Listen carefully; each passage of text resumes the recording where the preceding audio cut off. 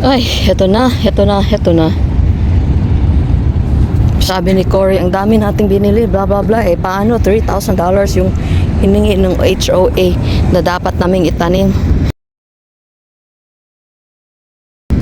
Pag magko-complain pa sila nito, ay nako. Ito yung ano, para landscaping namin. So, pupunta ito sa dalawang areas. Kawawa naman itong asawa ko.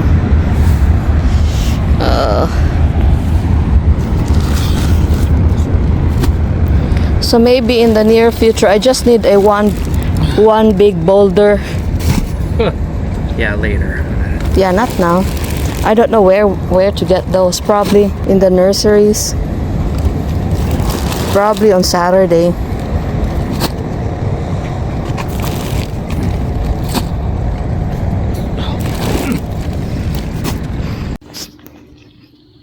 Ito na, ito na, ito na. Oh. So, hindi pa namin napatuloy ang aming pagsisemento dahil umulan kahapon at saka kanina. But, yan oh.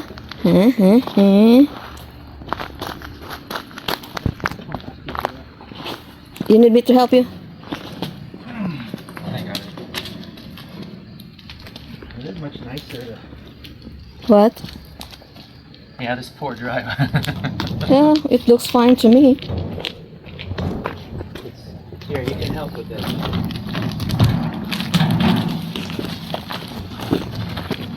Sabi ni Dan ay puputulin daw ito dito patapos tatanggalin at magpupur ulit.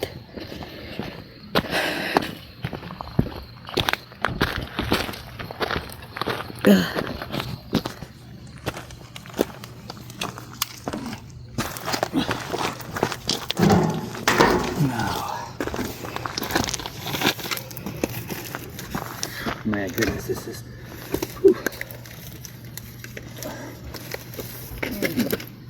You want me to carry this there? Yeah, you can. You can. I'm just gonna.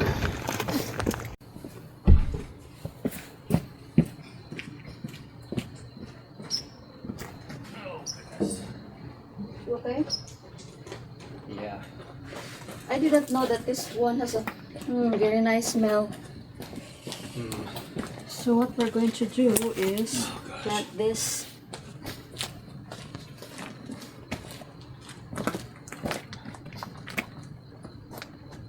Yeah, see? Probably just have to like just come up. Do you want to meet this thing?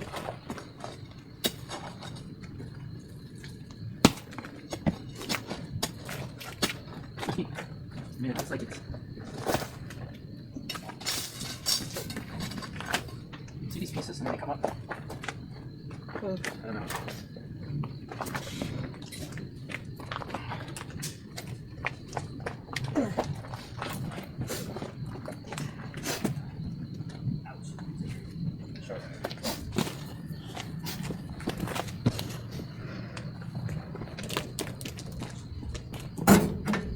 Do we have to water the plants, Lord? Maybe the grass at least. At least the grass, I'd say. All the stuff I gotta get out there.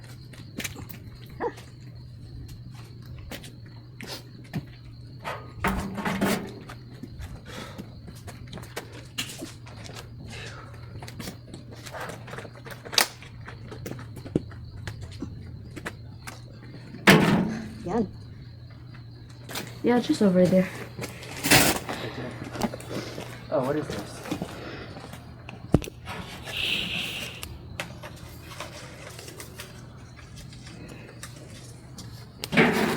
Oh, goodness. Yeah, all this stuff is like this can be thrown out.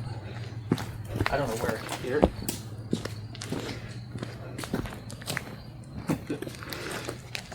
Yan na, yan na, yan na. But I think I need that though. Yeah, I'm not using it anymore. Tapos ito, this thingy will be planted over there. But bukas na lang kung hindi ako tatama rin. Yung roses ko, hindi ko pa natanim. And, yeah, magdidilig muna tayo.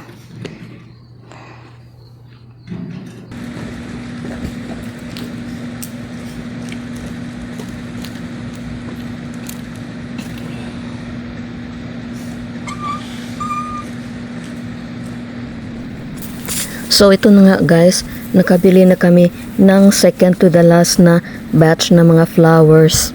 The past 2 weeks, stress na talaga kami ni Cory kasi ang dami-dami naming pangangailangan.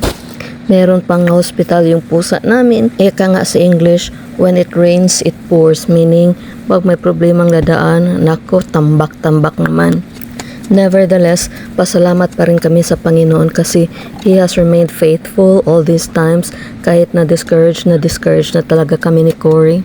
Yung utang namin sa gobyerno is more than $11,000 sa tax lang yan. Tax doon sa pera na kinuha ni Cory galing sa kanyang savings para sa kanyang retirement. So nagpapanik na talaga si Cory. Sabi niya, anong gagawin natin? Saan tayo magkakalkal ng $11,000 plus para magbayad sa utang natin sa tax? Imagine guys, tax lang. Tapos sabi ko, ewan ko. Tapos, you know, the Lord has remained faithful. Ay binigyan niya kami ng way kung saan kami makakita ng pangungutangan na naman. So we thank the Lord kasi binigyan si Cory ng wisdom ng Panginoon kung saan na naman kami makahanap ng paraan para makabayad sa tax namin for this house. Kalagmitan mga bahay dito sa Amerika ay utang galing sa bangko, 30 years to pay.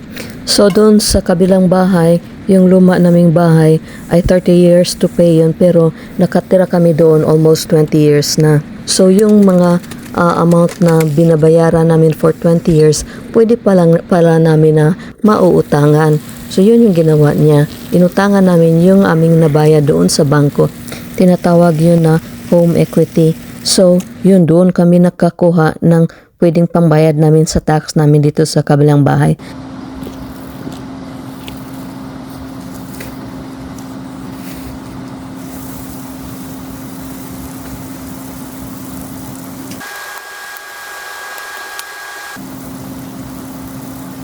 What can you please help me with? This one.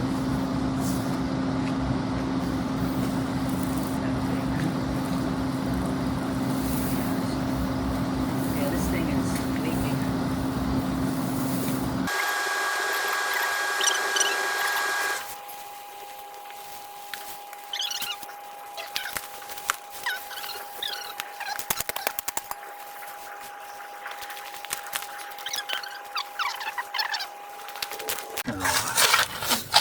All right, mister.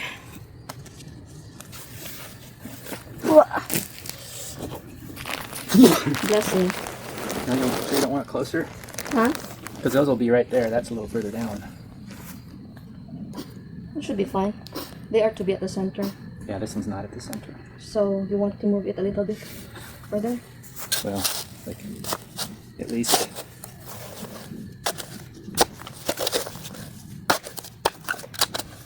These stones are driving me crazy. There you go. But there are stones though. Can you remove the stones, please? What? Yeah, there are stones there. What? There. Now, there's something at the very bottom, but I don't think there was any stone in there. Oh, my goodness. So what's left? The remaining tomorrow? Oh.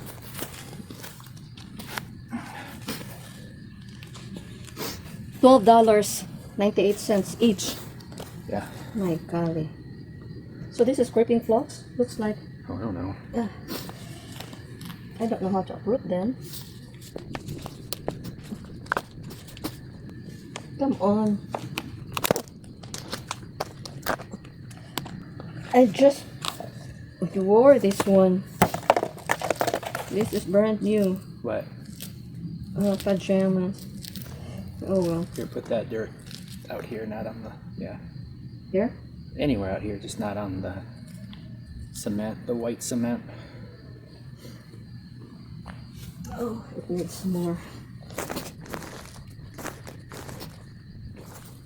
Okay.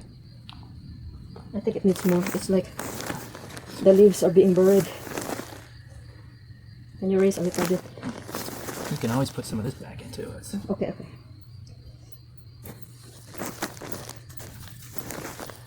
It's leaning that way. That's fine. I'm just trying to get this. It's also on a hill, so it's. It should be leaning. Yeah, you can add more dirt there.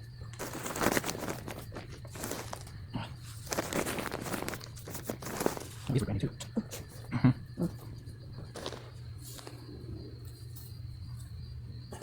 And then we can put mulch all over. Okay. Good for now, because I might. Wait, tomorrow afternoon is going to be 40s, in the 40s? Be in the 60s tomorrow. I said overnight it'll be 40. Okay, we can probably come tomorrow early. Around 4. No, Oh. I can't do that. Problem is this is so hilly, so all the water that we pour in this would go all the way down. That's why you'll have lots. Just pack it with mulch. Just pack it with mulch. Okay. Now Ready to go? We're gonna have to. That topsoil out. I don't know if it's supposed to rain tomorrow too. You can put the topsoil. It's kind of leaking all over the place.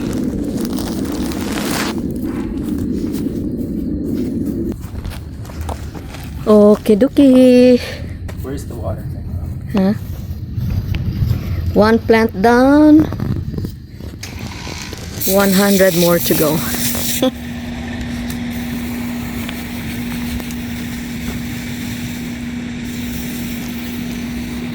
Yan, itatanim pa bukas. Ito yung mga plants ko, parang hindi hundreds and hundreds of dollars. Parang wala lang, oh. Ayo. Parang walang effect. Oh well. Pag magko-complain pa talaga yung HOA namin, nako! Huwag na kayong mag-complain. Tapos, yung bushes namin, kailangan pa dun sa planters. Sabi ni Cory, kunin daw namin bukas. Palagi na lang bukas-bukas tayo, ani. Tapos, pag ma-situate na yan lahat dyan, that's it. And then, i-continue namin yung daily lease doon. Tapos, dyan, partly dyan, kailangan may malaking bato. Tapos, itatanim namin yung mga, I don't know what you call this one, ferns. Para yan doon. And then, yung sa mga gilid-gilid, yung sa edging, dyan. Ewan ko, that will come last. Ay, ewan ko. Wag na silang mag-complain. Kasi ito na to. This is it, pusit. Tapos, hindi ko talaga mapigilan ang sarili ko. I'm so excited. Look at this. May kalamansi na ako. So, I have one kalamansi. Tapos, I have two kalamansi. Tapos, dalawa lang. Bibisitahin natin yung ating mga borders doon, mga quarters.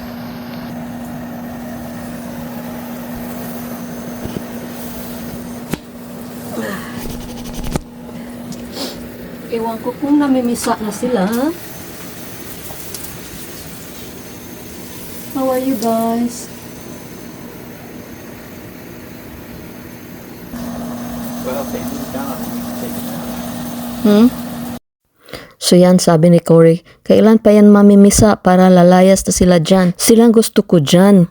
Kaysa ahas na posibleng mamumuga dito sa bahay namin. Ay, nako.